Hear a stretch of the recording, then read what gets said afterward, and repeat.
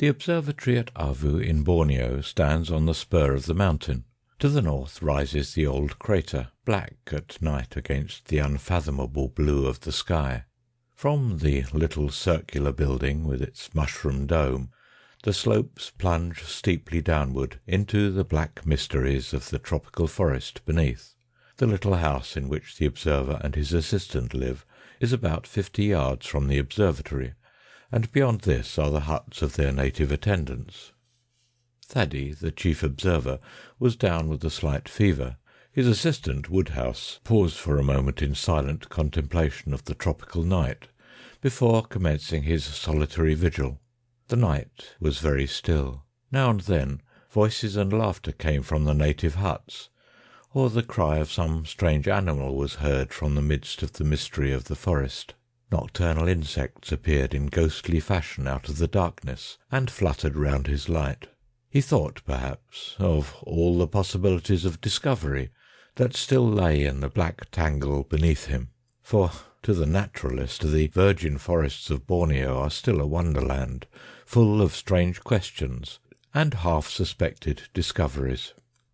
Woodhouse carried a small lantern in his hand, and its yellow glow contrasted vividly with the infinite series of tints between lavender blue and black in which the landscape was painted.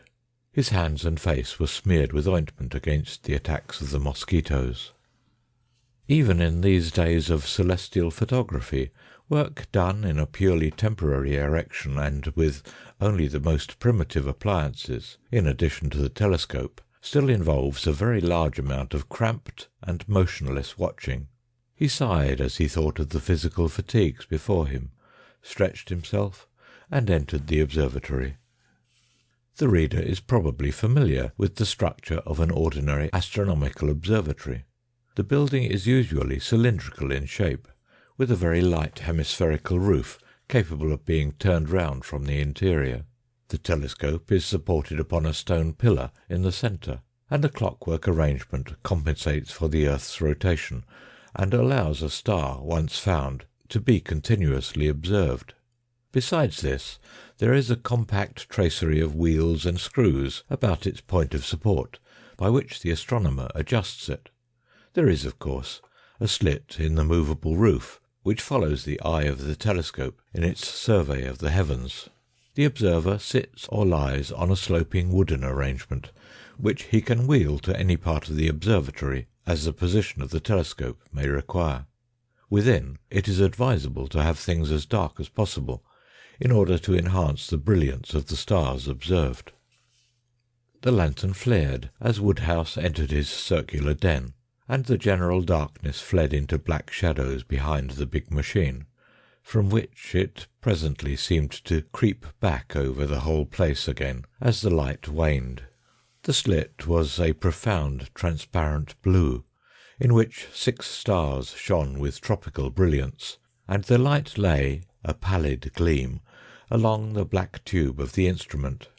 Woodhouse shifted the roof, and then, proceeding to the telescope, turned first one wheel and then another, the great cylinder slowly swinging into a new position. Then he glanced through the finder, the little companion telescope, moved the roof a little more, made some further adjustments, and set the clockwork in motion. He took off his jacket, for the night was very hot, and pushed into position the uncomfortable seat to which he was condemned for the next 4 hours. Then, with a sigh, he resigned himself to his watch upon the mysteries of space. There was no sound now in the observatory, and the lantern waned steadily. Outside there was the occasional cry of some animal in alarm or pain, or calling to its mate, and the intermittent sounds of the Malay and Dyak servants. Presently one of the men began a queer chanting song, in which the others joined at intervals. After this it would seem that they turned in for the night, for no further sound came from their direction, and the whispering stillness became more and more profound. The clockwork ticked steadily. The shrill hum of a mosquito explored the place and grew shriller in indignation at Woodhouse's ointment. Then the lantern went out, and all the observatory was black. Woodhouse shifted his position presently, when the slow movement of the telescope had carried it beyond the limits of his comfort. He was watching a little group of stars in the Milky Way, in one of which his chief had seen or fancied a remarkable colour variability.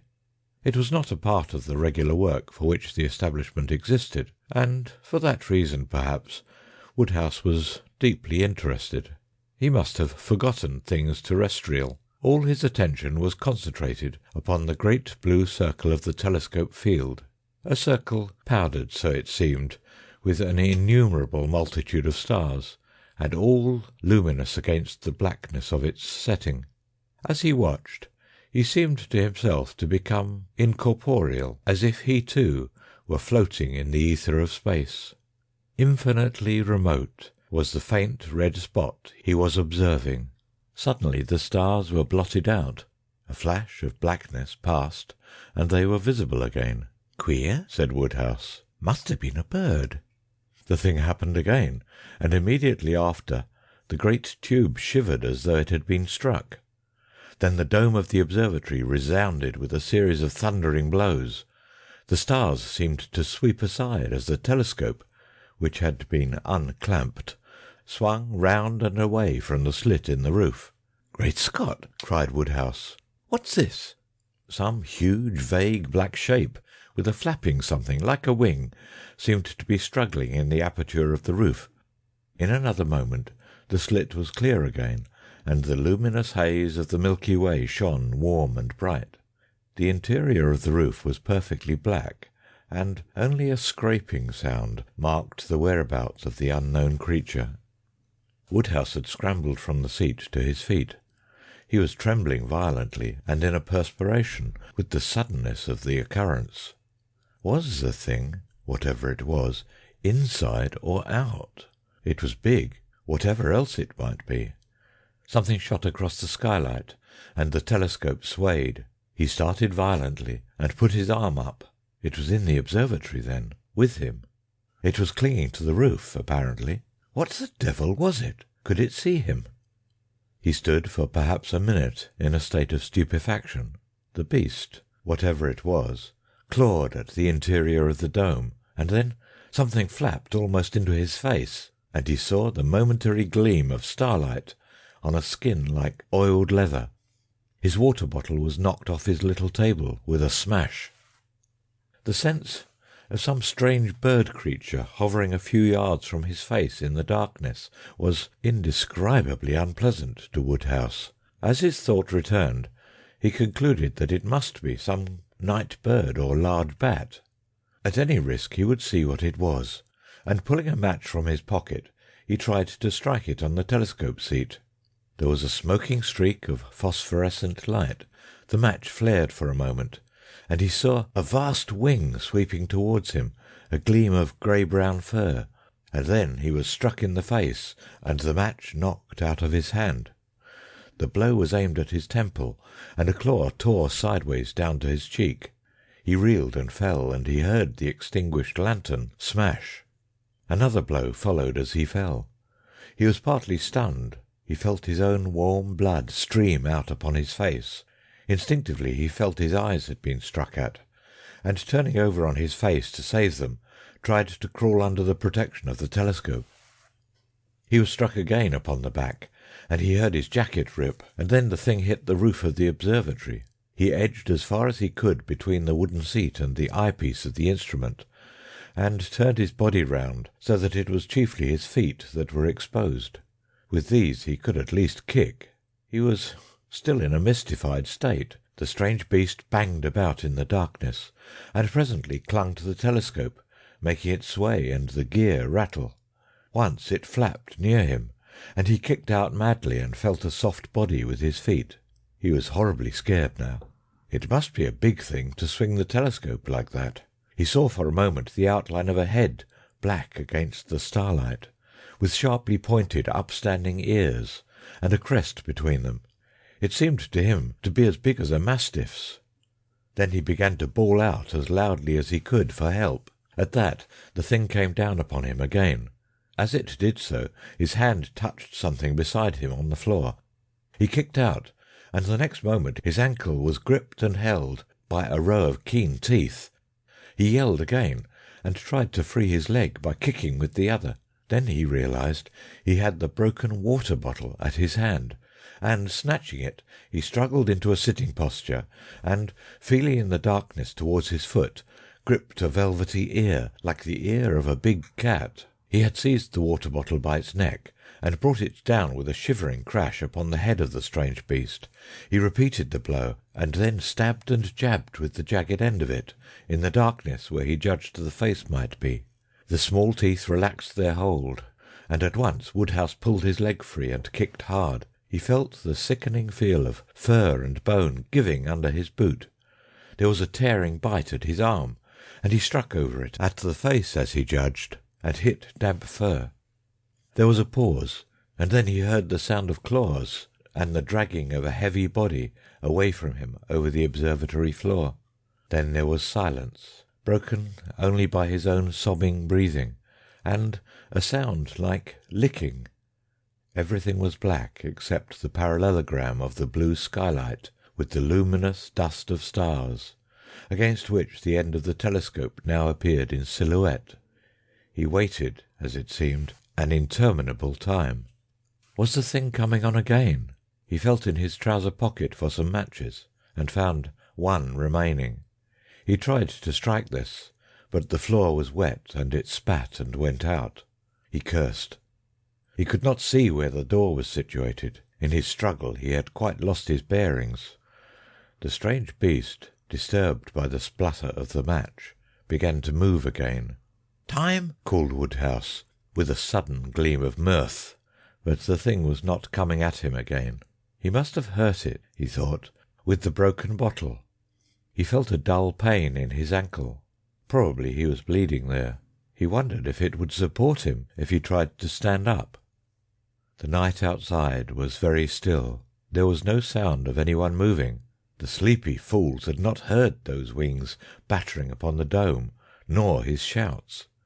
It was no good wasting strength in shouting. The monster flapped its wings and startled him into a defensive attitude. He hit his elbow against the seat, and it fell over with a crash. He cursed this, and then he cursed the darkness. Suddenly the oblong patch of starlight seemed to sway to and fro. Was he going to faint? It would never do to faint. He clenched his fists and set his teeth to hold himself together. Where had the door got to? It occurred to him he could get his bearings by the stars visible through the skylight. The patch of stars he saw was in Sagittarius and southeastward. The door was north, or was it north by west? He tried to think. If he could get the door open, he might retreat. It might be the thing was wounded. The suspense was beastly. "Look here," he said. "If you don't come on, I shall come at you." Then the thing began clambering up the side of the observatory, and he saw its black outline gradually block out the skylight. Was it in retreat? He forgot about the door and watched as the dome shifted and creaked. Somehow he did not feel very frightened or excited now. He felt a curious sinking sensation inside him. The sharply defined patch of light, with the black form moving across it, seemed to be growing smaller and smaller. That was curious. He began to feel very thirsty, and yet he did not feel inclined to get anything to drink. He seemed to be sliding down a long funnel.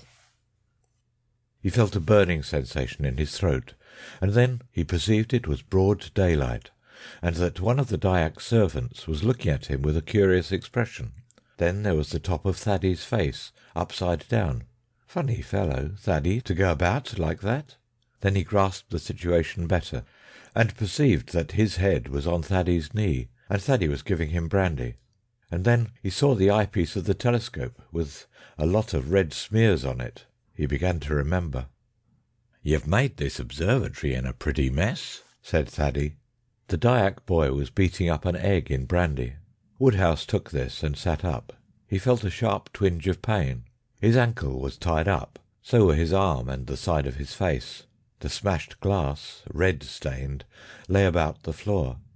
The telescope seat was overturned, and by the opposite wall was a dark pool. The door was open, and he saw the grey summit of the mountain against a brilliant background of blue sky. "Pah!" said Woodhouse. "Who's been killing calves here? Take me out of it." Then he remembered the thing and the fight he had had with it. "What was it?" he said to Thaddy. "The thing I fought with." "You know that best," said Thaddy. "But anyhow, don't worry yourself now about it. Have some more to drink." Thaddy, however, was curious enough, and it was a hard struggle between duty and inclination to keep Woodhouse quiet until he was decently put away in bed, and had slept upon the copious dose of meat extract Thaddy considered advisable. They then talked it over together. "It was," said Woodhouse, "more like a big bat than anything else in the world. It had short, sharp ears and soft fur, and its wings were leathery. Its teeth were little but devilish sharp, and its jaw could not have been very strong, or else it would have bitten through my ankle." "It has pretty nearly," said Thaddy. "It seemed to me to hit out with its claws pretty freely. That is about as much as I know about the beast. Our conversation was intimate, so to speak, and yet not confidential. The Dyak chaps talk about a big colugo, a clang-u-tang, whatever that may be. It does not often attack man, but I suppose you made it nervous. They say there is a big colugo and a little colugo, and something else that sounds like gobble. They all fly about at night. For my part, I know there are flying foxes and flying lemurs about here, but they're none of them very big beasts." "There are more things in heaven and earth," said Woodhouse, and Thaddy groaned at the quotation, "and more particularly in the forests of Borneo, than are dreamt of in our philosophies. On the whole, if the Borneo fauna is going to disgorge any more of its novelties upon me, I should prefer that it did so when I was not occupied in the observatory at night, and alone."